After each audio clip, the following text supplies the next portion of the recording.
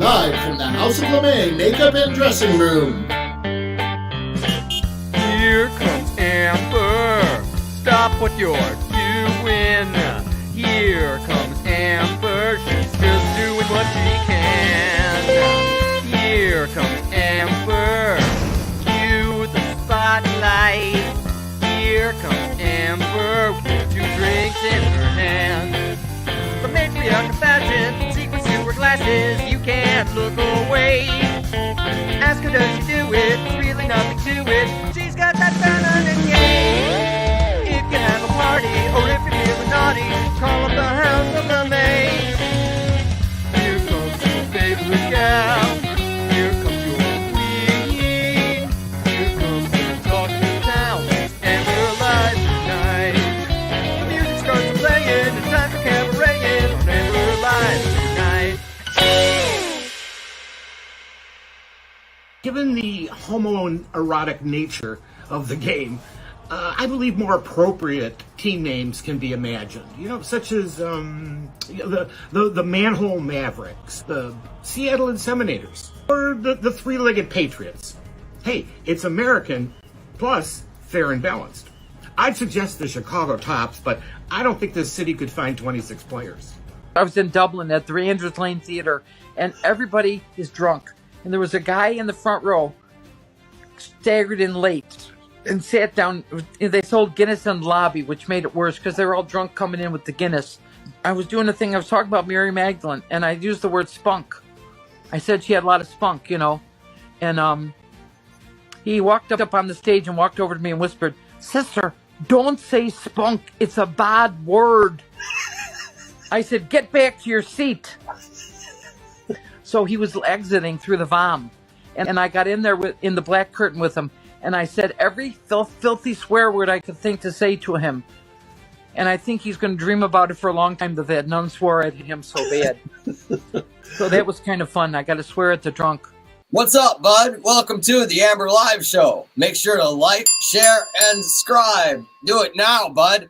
Dude, tonight we have a real fun show with an interview with Justin Elizabeth Sayre. But first, here comes the news. What's up, bud? Welcome to The Alternative Writer. I'm Rusty Peen, and here comes the news. Dude, in Ohio, the state police force is having a problem with its drug-sniffing dogs. Now, the state recently voted to legalize recreational marijuana. That rocks. But now the police force has to retire its old dogs and train new drug-sniffing dogs not to sniff for weed. Now, usually when the police force retires a dog, it gets to live with its handler. But dude, Ohio, you should send your dogs to live with me. First of all, your dogs are way smarter than my kids. My little peen pods, they're a bunch of idiots. And secondly, I could use one of them drug dogs when one of my little peen pods gets into my stash. Come to think of it, I could find lots of stashes in Beaver Pond with one of them drug dogs. In Colorado, it's the time of year for the winter sport ski joring. Dude, that's a mashup of rodeo and ski racing. It's kind of like water skiing, but instead of water, you're on snow. And instead of a boat, you're getting pulled by a horse down a street. Now, dude, this is an adrenaline junkie's dream. You got going down the street at 40 miles an hour till your face gets numb. You're on a couple of skis strapped to a horse. Dude, as one rider described her experience, she said the scariest part is just getting started, and then you're just flying and trying not to die. Obviously, this isn't her first time at the rodeo. And in Louisiana, a calf was born with 2 faces. Now, dude, the calf that is known as Dewface, and it was born with 2 faces on the side of its head. It's got 4 ears, 4 eyes, 2 noses, 2 mouths, and 1 peen. Now, dude, the condition is known as polycystic. Well, dude, it's got a name, but I can't pronounce it. And the odds of it happening are 1 in 400 million. Now, dude, the calf isn't expected to live long, but it's being watched by several veterinarians who will keep it healthy until it's time to make veal. Or a sequel to Face Off. That's all the news that we have for today. I'm Rusty Peen, and that's all the news that's fit to peen. Dun, dun, dun, dun, dun, dun, dun.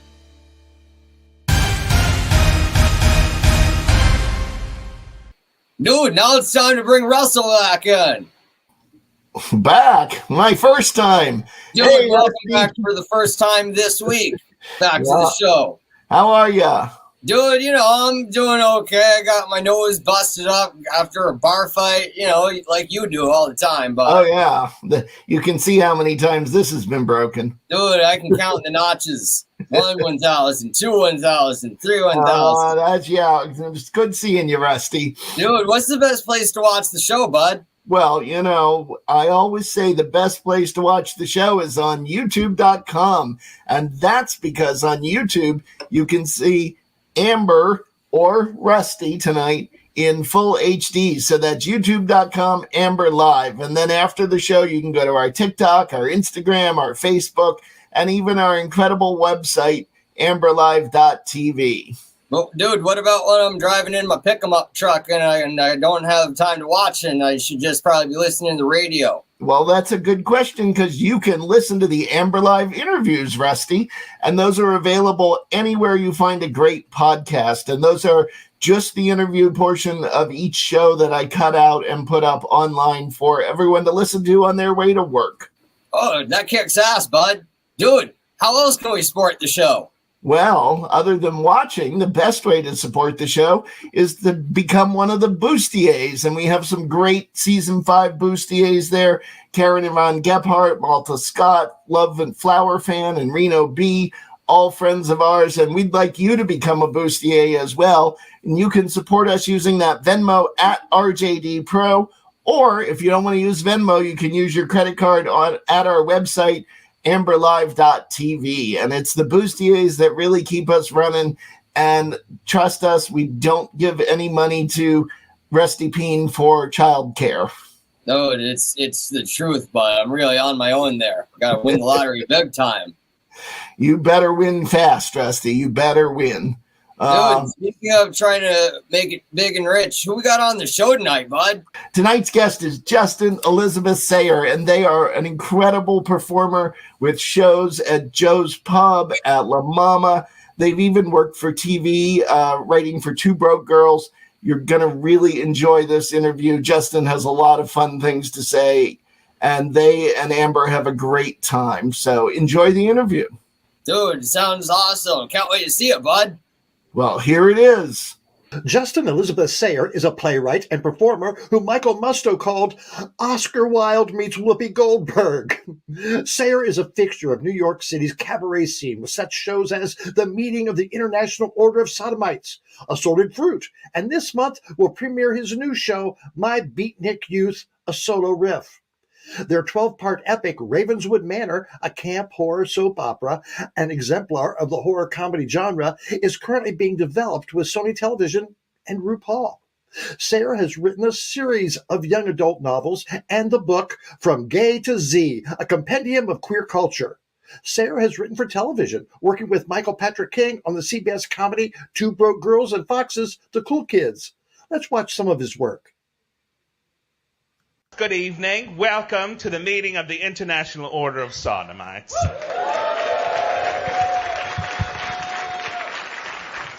I am, as always, your chairperson, Justin Elizabeth Sayre, reminding you that the International Order of Sodomites is a centuries-old organization promoting the lives and legacies of the LGBTQIA community. Basically, all of Gen Z. We're just geared toward the young now. I'm sorry, everybody. Forget Joan Crawford. It's Olivia Rodriguez. There's so many of us now. I saw that number. I was like, and they're still young. They're still processing. There's still Smith to get through. It's for my ladies. I hear you. I see you. It now comes to the part of the show where I have to discuss a very important topic with you. Oh, you're very nervous. I hope you've eaten your fries. It has recently been brought up that some people think we should stop using the term openly gay. And I, of course, being the chairperson of the board, had to think long and hard about this. Because, terminology seems to be a real sticking point for a lot of us. So I thought, openly gay. All right. Let's break it down for a minute. Openly gay. Now, what is the other option? Closedly gay? Closeted? Okay, all right, I get that. So openly gay means you admit it in public. Done. I admit it in public without even having to say it. And that is on purpose. I want to be gay from space. And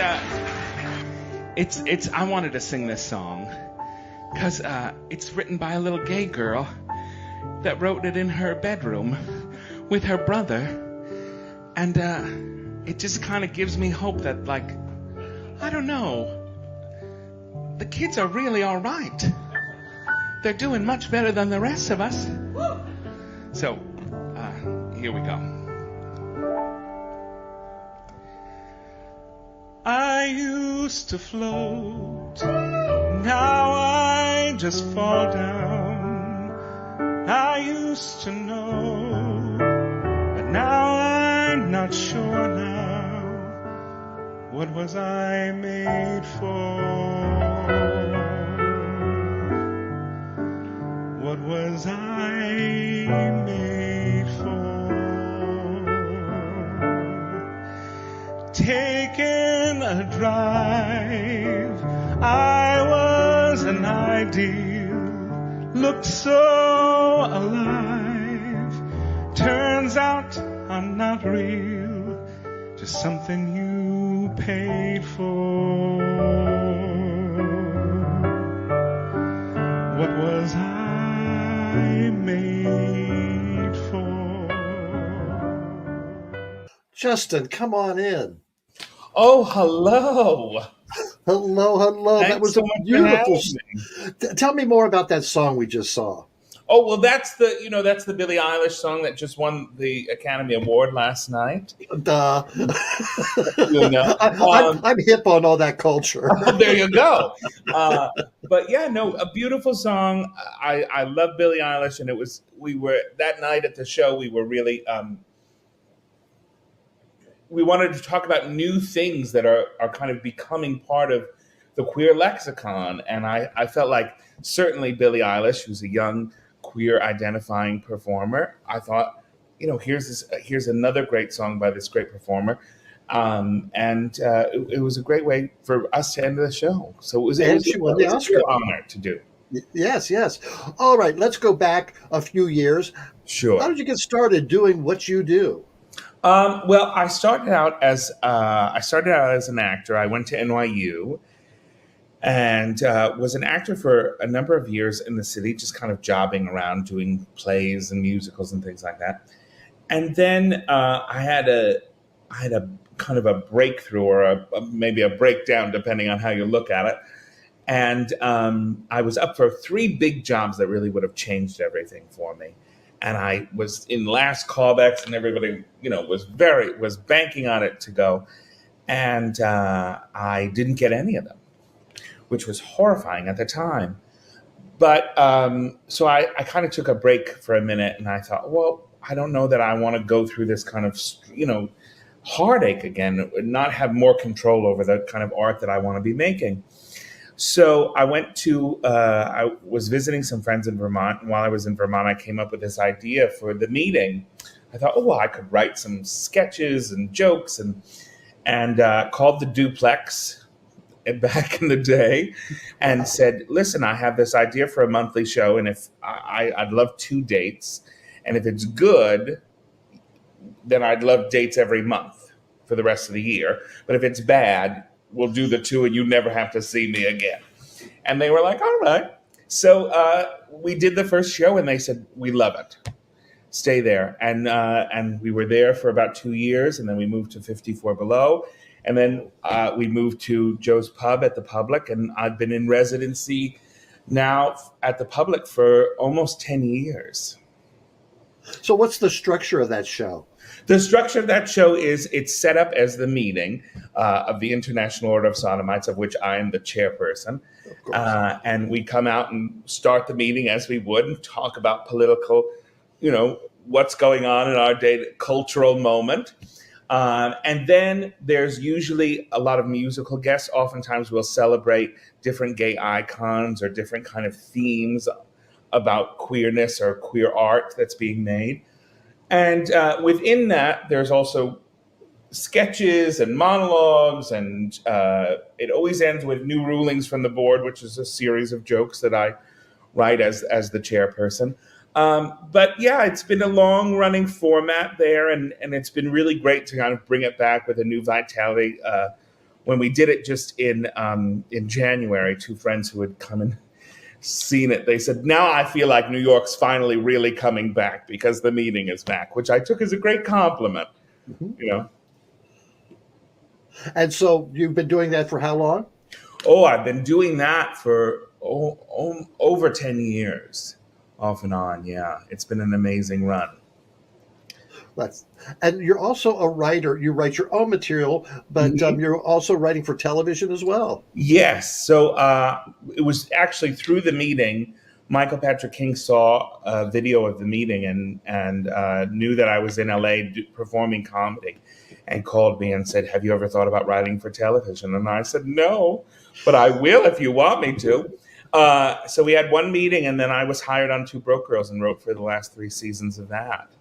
And have been in development with my own projects now, and I'm getting ready to start recording a project with another company. So, lots of projects, lots of writing and plays and books have all kind of grown out of this process of writing a monthly show for as long as I have. Tell me about your book, From Gay to Z. Yes. So From Gay to Z was a project that I kind of came to begrudgingly. I was always getting a lot of emails from younger people who would see videos of the meeting and would say, I wish I knew, is there a book I can find somewhere? Or is there a place I can go? You know so much about queer culture. Is there a place I can go to find it out? And I said, no, there isn't. But I mean, maybe there are. I'm sure there are. But I started doing it as a show. We would do alphabetic. We would do it on a night, and we would go A through Z, and it would just be things I would want to talk about or clips we would want to show. And the publishers at Chronicle Books saw the show in LA, and were like, "This would be a great book. Would you ever consider writing it?" And I said, "Yes." And I can tell you. Now, if anyone tells you, oh, would you like to write a dictionary? Don't do it. Do it. It's not fun. I'm glad it's done, and I pass it on to the next person who wants to update it and do whatever they want. But it's a tough one, Can you give me some of? Can you tell me some of the? Can you tell me some of the letters of the? Oh, sure. Well. For C, we had people like Candy Darling, and we had some folks like Lady Sir Java, who was a drag queen in LA during the 60s, who actually was not going to be paid by a promoter because the promoter didn't like their expression of their gender. And Red Fox and a bunch of other comedians who had been working with this drag performer came to her defense and got her paid. It was a whole scandal in the 60s. And a bunch of, John Waters and James Baldwin, Justin Vivian Bond, Lady Bunny, RuPaul. It tries to be a real compendium where you can come from wherever you are, whatever your knowledge level, and it's a nice kind of pithy way to get into and learn about maybe some people you didn't know. Tell us some of your other productions. We talked about the meeting. Sure. What was the other one I mentioned earlier? Ravenswood Manor. Yes. Tell us about that. So Ravenswood Manor happened right before the pandemic. Actually, I I've been writing some kind of plays, and it's one of those strange things, you know. I love Charles Ludlam and that kind of theater of the ridiculous work, and I'd always really wanted to write something in that vein, but had not kind of figured out what my piece of it was. I saw Charles Busch and I thought, oh well, I'm not a glamour girl, you know. Charles is so great at being Norma Shearer and all that. And I thought, I don't know that I could do that. So I was in LA and I thought, oh, well, what if I did? I was flicking through, as you're flicking through all your channels or apps or whatever, however we watch television now. And Dark Shadows came on. And I thought, oh my God, wouldn't that be a trip to do to do something in that vein of kind of a horror serial. So I came up with a whole host of characters in this small town in Maine, and cast myself as the lead. Luckily, Bettina Dawes, which was Betty Davis's, the name they were trying to give Betty Davis when she signed her Warner Brothers contract. Which just a little Easter egg for three gay guys in the back, and wrote what would be essentially kind of 6 plays that we would do one after another, and you would come every week and see the continuing story. So we did it. I got a small cast of folks together. We did a reading of it at Joe's Pub, and then I was back in LA, and we did it with Drew Droege and Sam Pancake, some wonderful actors, and we did a reading of it in Celebration Theater, which is the oldest queer theater company in the country. Came to me and said, we would love to do it. So we did, and we ran right before the pandemic, right in 2019. We ran for 6 weeks, doing a new play every week, with special guest stars, and we had people like Jim Rash, who was on Community, and Scott Thompson, who was one of the original Kids in the Hall, came for our last week and played the devil. He was marvelous. And it really it became this lovely company of actors. And the play did very, very well. We got a rave in the LA Times.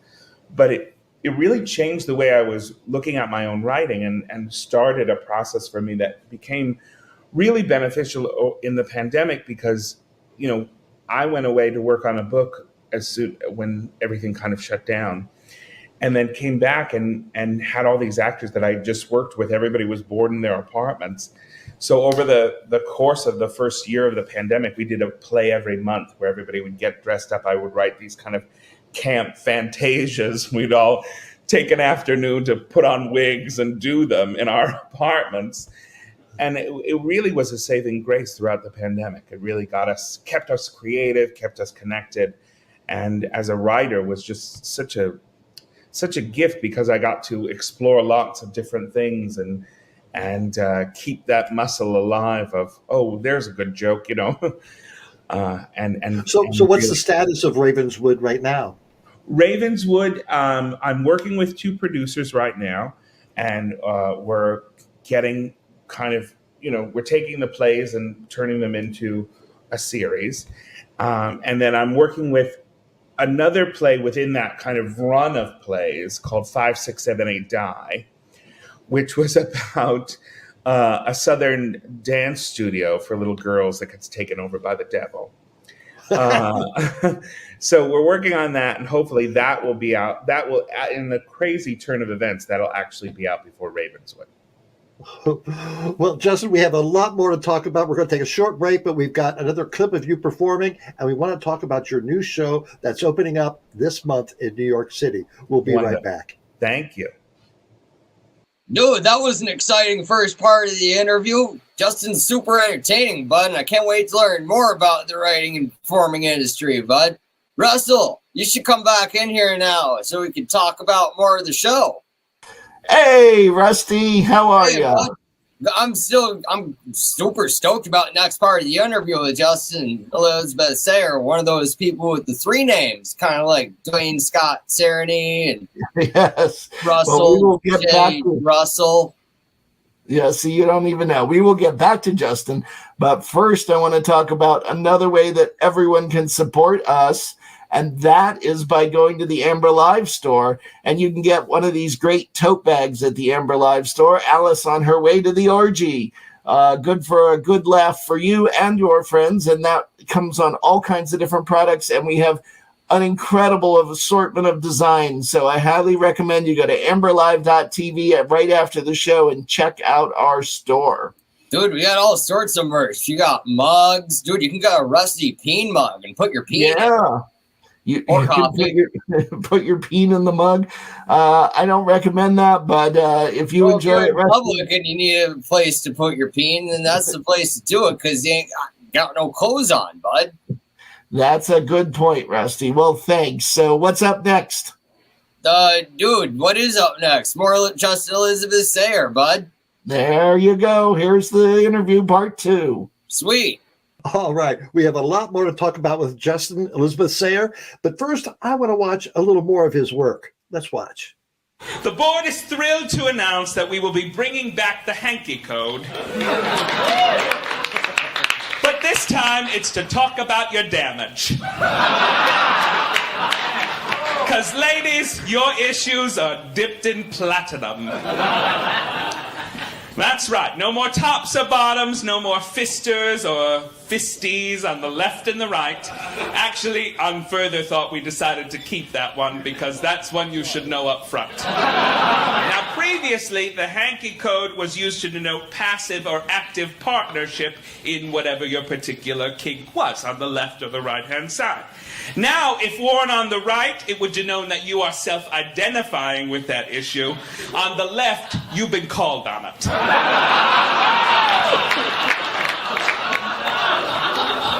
Gray, which was previously used to denote bondage, will now be used to denote boring.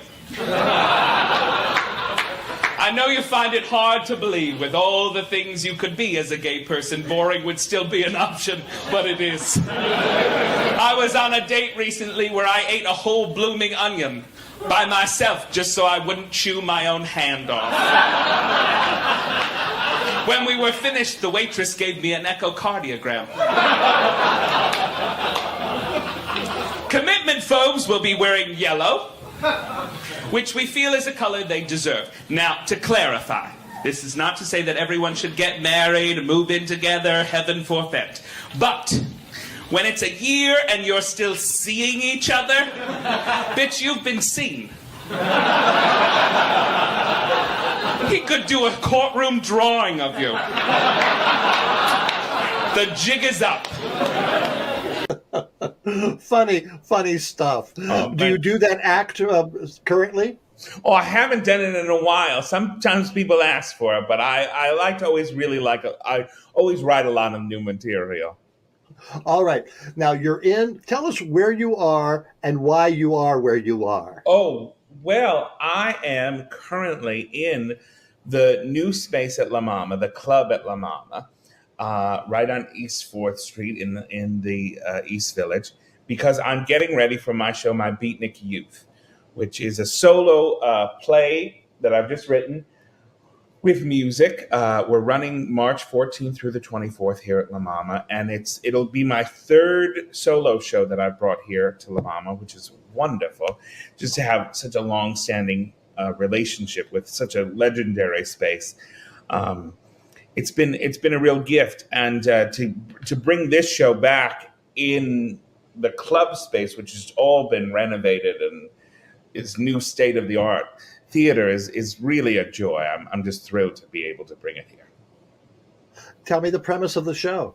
So the premise of the show, it's a fictional story about a young person named Jay who gets into a car accident, and through his recovery, finds out kind of what was leading him to kind of living on the edge as deeply as he was.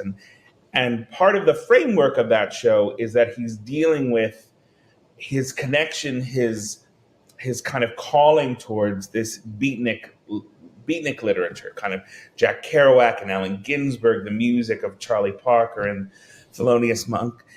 And it's been a real gift kind of processing what that art still means to me, what it meant to me when I was at his age, and really kind of finding new nuances in it. The show is a solo, just me performing, but we have a jazz trio that underscores the entire piece. So there's always kind of music and soundscapes created by a live band. So it really takes on a feeling of what we imagine would have been those beatnik, salons and poetry readings, and the freedom of jazz and improvisation while telling this very kind of complex and sweet story. What do you see the future of the show? You're doing it for 2 weeks there. Where would you like it to go? Well, I think we'd like it to run a lot longer off Broadway. One thing with this show is I'd like to see, because I love the jazz idiom within the show, I'd like to see it on different performers. I'd like to see a different performer take it every few nights or every few weeks, because I think that there's something. I'm a writer who I love writing and I love performing my own work. But I've been also very blessed to work with an incredible group, so many wonderful actors like Jeff Hiller and Drew Droege and Jen Harris, so many incredible people. Kirsten Vagnus just did a play of mine. We just did a play of mine together in LA. That I really kind of look forward to seeing people's interpretations of it.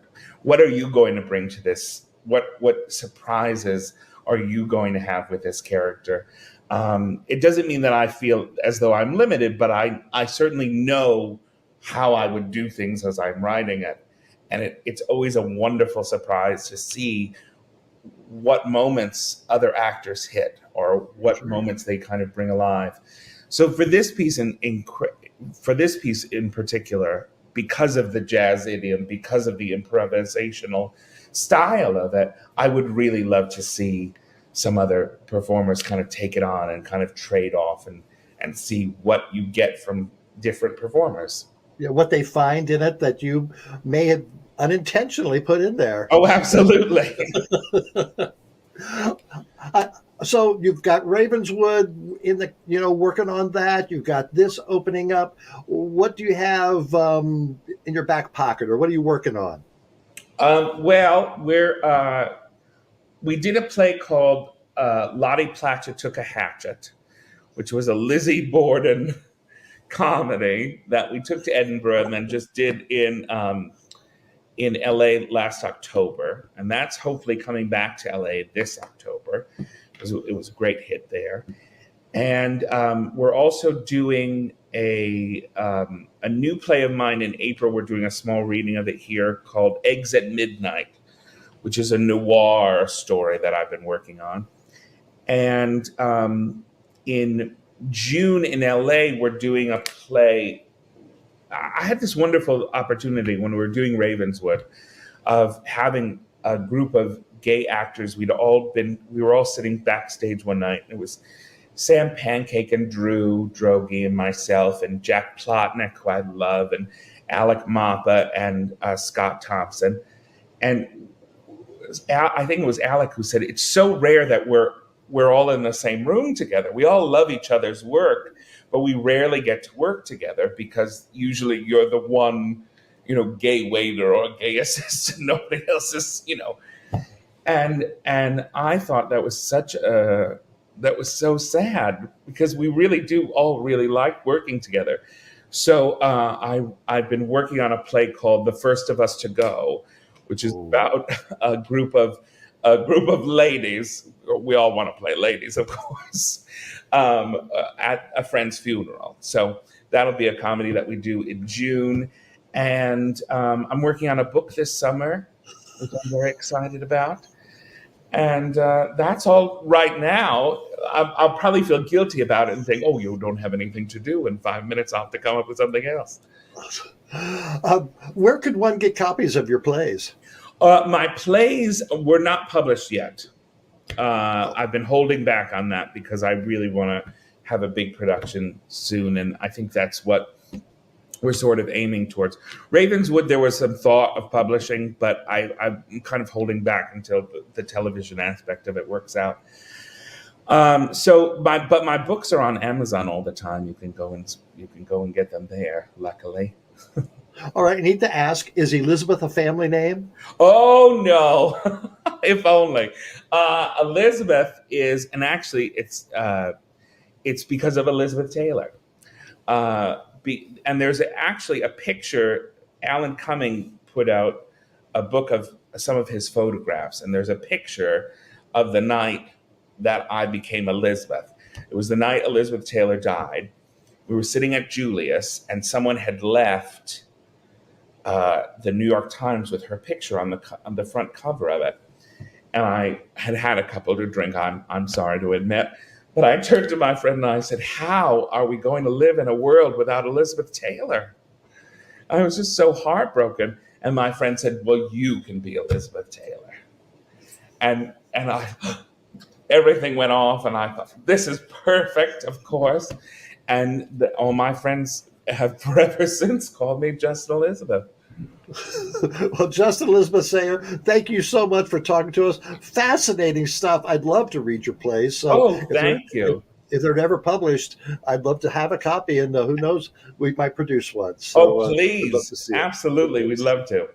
All right. Well, thank you so much. Break a leg in the opening of your show, and here's to good reviews. Thank you so much. It was such a lovely time with you. Thank you.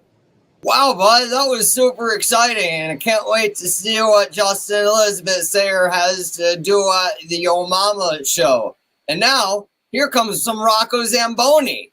Hey, it's me, Rocco. I just wanted to take this moment to say, because it's St. Patrick's Day or whatever, I want to take it back, way back, when I used to do local news reporting out here on Long Island. We did this segment called Drink to the News. Every time you hear I don't know, you gotta take a drink. It was crazy fun. So check it out. And now we go to our correspondent, Maureen Francis O'Regan, who's in the town of Huntington, where sightings of little green men have been reported all over town. Maureen? I don't know if you can hear me over all this noise, but it's becoming a very scary occurrence. Also seems to be a lot of drunken people wearing green and throwing strange things. I noticed there was a lot of police activity. Does this appear to be any threat to mankind as we know it? I don't know. We also now have a lot of fire engines here. I've seen a lot of policemen. I don't know if all the little green people are setting fires or what's going on. I don't know, Jack. I haven't been able to talk to anybody. Most of the people I've been trying to talk to are pretty incoherent, slurring a lot of their words. I don't know. Must be some kind of foreign language. Do you think the public has been put under some sort of brain spell with perhaps a mind-altering substance or some other diabolical means? I don't know, Jack. Although it's strange and there's a lot of ambulance and cops, they do seem to be friendly. A lot of them are waving with big smiles on their face. Although it could be a diversion. I don't know. It's hard to say. It seems that I have found one of these strange little green men. Let me see if I can get any words out of him. Hello. Welcome. Can you tell me what's going on here today? I don't know, Jack. He seems to be speechless. I can't get him to speak. Okay. Everybody keeps saying it's some kind of parade for some guy named St. Patrick. I don't know, Jack. You got me. Everybody seems to like this color green for some strange reason. Instead of red, blue, black. I don't know. They keep saying... Thank you, Maureen, for that very informative report on the little green men and the holiday in which celebrates them. And I, for one, would like to take this opportunity to say that I'm going to welcome this new green holiday called St. Patrick's Day by going home early and getting drunk. Yeah, we all got drunk. Dude, that was super hilarious, Rocco. That was weird and interesting. Well, that's all the time for the show that we have today on the show. So now we're going to end the show with the Boog and Shug Show. Ah! Aliens! Aliens! What are you talking talking about, Bug? There's a little green man everywhere. Ugh, it's St. Patrick's Day, silly. That's even worse. Now my mom will make me cabbage all day.